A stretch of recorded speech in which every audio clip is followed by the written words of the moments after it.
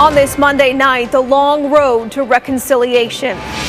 The first meeting between Indigenous delegates and the Pope. If you don't forgive, it eats at you. A push to ease the pain.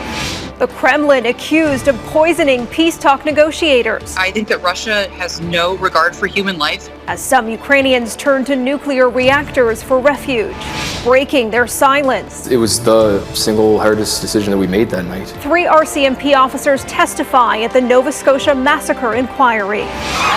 And the Oscars, the historic highs. I cannot believe I'm here. And the low blow. Oh, wow!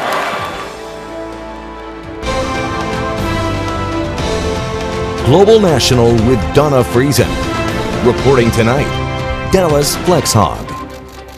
Pope Francis stands right in the center of the Métis delegation after the first in a series of historic meetings at the Vatican, talking about the role the Catholic Church played in Canada's abusive residential school system. Good evening and thank you for joining us. The Pontiff listened while 3 survivors shared their stories, acting as a voice for the some 150,000 Indigenous children that were forced into residential schools, more than half of which were run by the Catholic Church.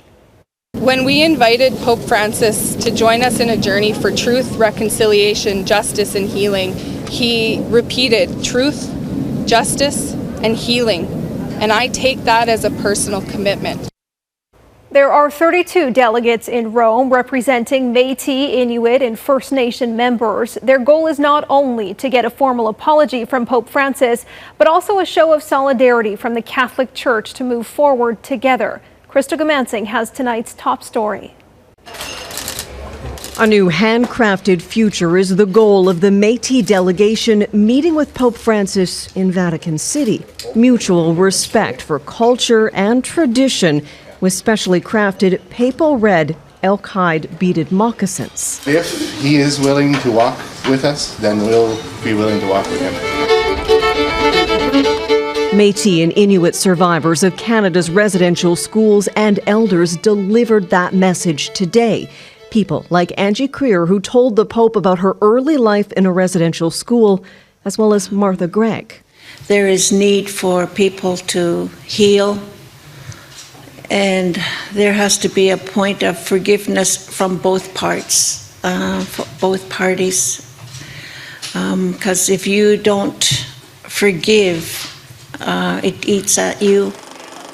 The abuses suffered in those schools are well documented, horrific, and have permeated through generations. And bringing back the voice of all children, the Two-Spirit, the LGBTQIA+. As I sit here, that voice has been lost for a very, very long time. No. The call for an apology is not new, but was one of the many actions urged as a part of the final Truth and Reconciliation Committee report. Cassidy Caron says words alone can't fix things, but they can open doors. Part of that will be providing unfettered access to church and residential school records so that we're able to piece together our history in a better way. An estimated 150,000 Inuit, Métis, and First Nations children were sent to residential schools. Many did not return home. The First Nations delegation will meet with Pope Francis Thursday, the day before. All delegates will get together with His Holiness, where they could learn Pope Francis's next steps. Crystal Goomansingh, Global News, London. A 24-hour crisis line is available to support residential school survivors. That number is toll-free. You can speak in confidence. That number is 1-800-721-0066. Prime Minister Justin Trudeau is traveling to the Williams Lake First Nation in the BC interior this week. The nation's chief announced the trip 2 months after findings of an investigation on the grounds near the former St. Joseph's Mission Residential School revealed 93 possible unmarked burials. The 900-member nation says the trip is a long time in the making, but did not reveal any further details. Prime Minister Trudeau spoke with Ukraine's President Volodymyr Zelenskyy today about Canada's commitment to Ukraine's defenses and sanctions on Russia. Civilian casualties are climbing. The mayor of Mariupol says in his city alone, 5,000 people have been killed by Russian attacks and 160,000 others are trapped. Both sides are getting ready for another round of peace talks. But as Redmond Shannon reports, they come as Russian forces intensify airstrikes and target critical humanitarian and supply routes. Valentina clambers into what's left of her apartment. The 70-year-old has lived in Mariupol since she was born. What do we do now, she says. I don't want to leave, but there's nowhere to live here. It's thought 160,000 people are trapped in the besieged and destroyed city. But on Monday, Ukraine did not open proposed humanitarian corridors, blaming Russia for what it called provocations along escape routes. But just as peace talks are set to resume in Turkey, news reports that 2 Ukrainian negotiators, one of them an MP, and Russian oligarch Roman Abramovich suffered symptoms of a suspected poisoning after talks earlier in March. The men reportedly complained of eye and skin irritation. I'm not surprised, unfortunately, and I think that Russia has no regard for human life, and it will continue to use tactics like this to scare people. The Wall Street Journal reports Russian hardliners are suspected to be to blame. In the past 2 decades, Russian opposition figures and defectors have been poisoned. Most recently, the now jailed Russian opposition leader Alexei Navalny in 2020. The Kremlin always denied involvement. It all only adds to tensions ahead of talks in the wake of a significant offer from Volodymyr Zelenskyy. The Ukrainian president saying he is willing to discuss the neutrality of Ukraine, subject to a referendum. This is a real concession on the Ukrainians' part. But it won't be just neutrality. It will have to be accompanied by Western security guarantees, and this is a really sticky issue. In other words, somehow be protected from invasion without being inside NATO. But before all that, the Russians would first need to leave Ukraine. In Moscow, the Kremlin described US President Joe Biden's suggestion that Vladimir Putin be removed from power as alarming, a remark Biden was unapologetic for, saying it was him expressing his moral outrage. Dallas? Redmond Shannon in London, thanks. A top advisor to President Zelenskyy says Ukraine will make no concessions to its territory. Some 200 kilometers west of the besieged city of Mariupol lies a small community. It's home to one of Ukraine's 4 active nuclear power plants. As Jeff Semple explains, people are seeking safety there. Just days after Russia invaded Ukraine, Natalie Presko-Income and Nick Felfentov fled their home in Kyiv and came here to stay with Nick's parents in the city of Yuzhnoukrainsk. At the time, they thought it was the safest place they could be because it's right next to a nuclear power plant. It was some thoughts that Russians won't be so crazy to take over the power plant. Nick's father is an engineer. He and nearly half of the city's 40,000 residents work for the South Ukraine nuclear power plant. While many Ukrainian cities have witnessed mass evacuations, Yuzhnoukrainsk has seen people moving in. This volunteer, helping to distribute aid, just arrived. I'm not afraid, he says. The Russians wouldn't risk shelling this city. It's too dangerous, even for them. We met people from across Ukraine who have come to this city believing that it might be one of the safest places in the country right now during the war because the Russian military wouldn't dare to attack a city with a nuclear plant. But then 3 weeks ago, it did. On March 4th, Russian forces shelled a different nuclear plant, Europe's largest, sparking a fire and fueling fears of a meltdown, though the safety systems of its 6 reactors were never affected. After Russia's army seized control of the plant, it advanced towards another in Yuzhnoukrainsk. I remember I didn't sleep. I was always just checking and updating news. After coming within 30 kilometers of this city, Russian forces were eventually pushed back, and Ukraine has since retaken control of the larger plant. A close call and a wake-up call. At that point, I knew that you can expect anything from them. I don't know, it's scary. The couple says everyone they know is now stocking up on these. potassium iodide pills, which protect against radiation exposure. They've also set up mattresses in the halls, away from the windows. But they're staying put. When it comes to a potential Russian attack or a nuclear emergency, they say nowhere is safe. Some more safer, but still it's like, I don't know, Russian roulette. Jeff Semple, Global News, Yuzhnoukrainsk, Ukraine. The federal government has unveiled Lockheed Martin's F-35 as its top pick for Canada's next fighter jet. The deal isn't final, but it does move Canada closer to replacing its aging fleet of CF-18s. The government has budgeted up to $19 billion to acquire 88 jets. The defense minister calls that new fleet essential to defend Canada's sovereignty. This new fleet will ensure our continued ability to protect every inch of Canadian airspace, to meet our commitments to NORAD and NATO, and to deal with unforeseen threats. Get the job done, get it finished, get these ordered, and let's get our pilots trained on them and fighting with them, because their lives literally depend on it. Prime Minister Justin Trudeau had campaigned in 2015 on finding a more affordable option to the F-35.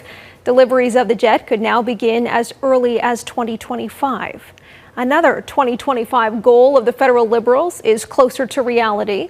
Today, Ontario signed a deal for $10 a day childcare. As Abigail Bimman explains, Ontario is the last province to commit. We first met Amaya Butt's family when the Liberals promised $10 a day childcare in the last budget. The struggle to find affordable childcare was so dire, the intervening year saw the family leave Toronto with the highest fees in the country and move to Kitchener. I get pictures of her playing and learning, and every day she comes back singing new rhymes and songs, and it just makes me so happy. The new deal promises $10 a day licensed childcare by 2025 for children 5 and younger, with a 25% reduction at first, 50% by the end of this year. I think is going to put time back onto the table for the family. I hope it just gets better and we get to the $10 a day faster, so that it just helps a lot more families like us. Every province and territory negotiated separately with Ottawa. Ontario, the last holdout, now touting a so-called better deal. It's a great deal for Ontario parents and the right deal for Ontarians. Families in Ontario can know that they've got the same quality of deal that families who signed months ago in other parts of the country. It's good for households, it's good for business, and it's great for unlocking the potential of women that are providing both unpaid care and doing paid work. So it's a triple win. Experts are celebrating, but say across the country, even with promises of more spaces, 86,000 in Ontario's case, availability is still a problem. How are these workers being paid so we can avoid an absolutely, at this moment, predictable labor shortage and care crisis? There are underserved populations and communities. We have huge, what we call childcare deserts across the country. Especially as demand grows when prices fall, without a clear picture of how many spaces were lost during the pandemic. Abigail Bimman, Global News, Ottawa. In their own words, coming up, for the first time, we hear from the first officers on the scene of the Nova Scotia massacre.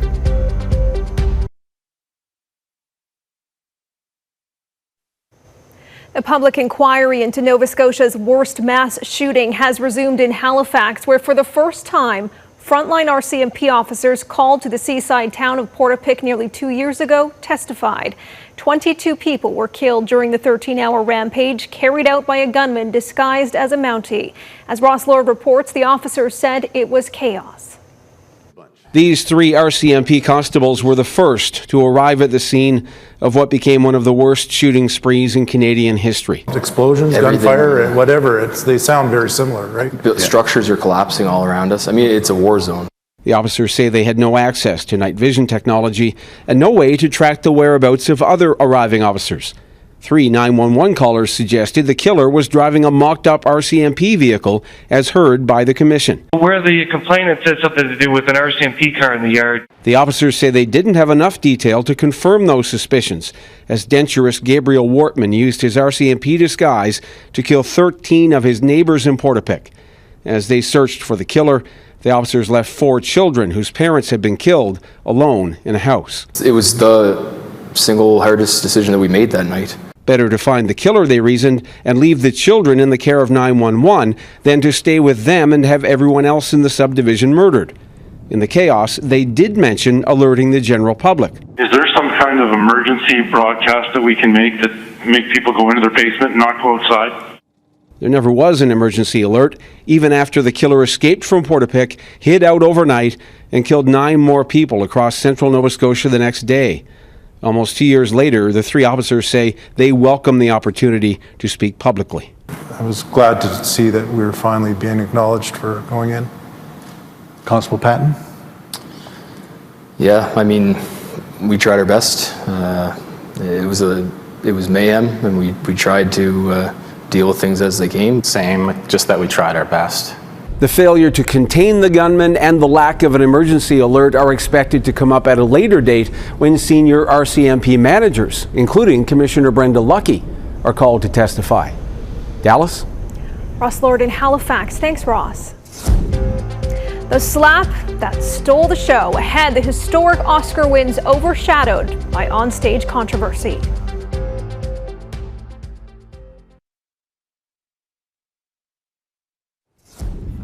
Nova Scotia-born director Ben Proudfoot has won an Oscar for his short documentary, The Queen of Basketball. It's about the late Lucy Harris, the only woman to be drafted to the NBA and the first black woman inducted into the Basketball Hall of Fame. And the Oscar goes to Dune. And the sci-fi film Dune, directed by Quebec's Denis Villeneuve, won 6 Oscars. Among the other Canadians winning awards, Montreal's Patrice Vermette for Best Production Design. But actor Will Smith slapping comedian Chris Rock is what everyone is talking about. The Academy has launched an investigation, and tonight Smith is apologizing to Rock. Smith says he was wrong and is embarrassed. Eric Sorensen now on the confrontation that eclipsed the entire awards show.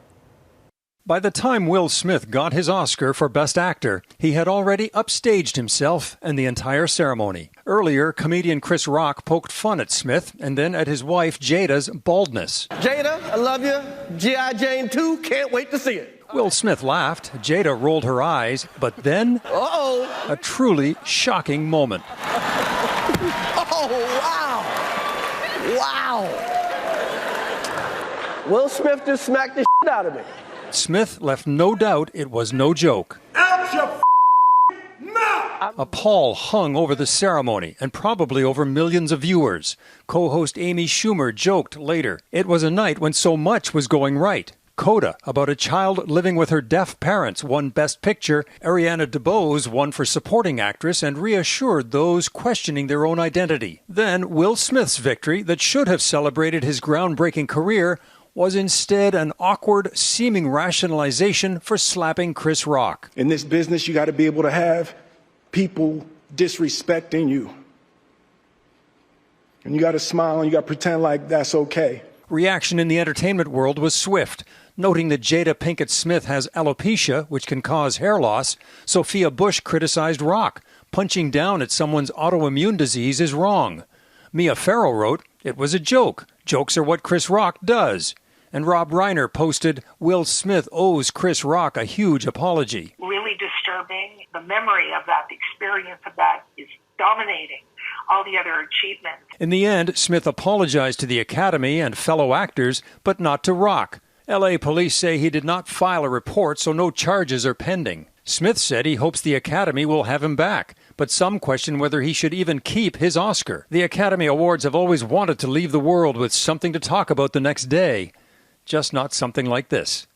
Eric Sorensen, Global News, Toronto. Next, they did it! Canada's road to the 2022 World Cup.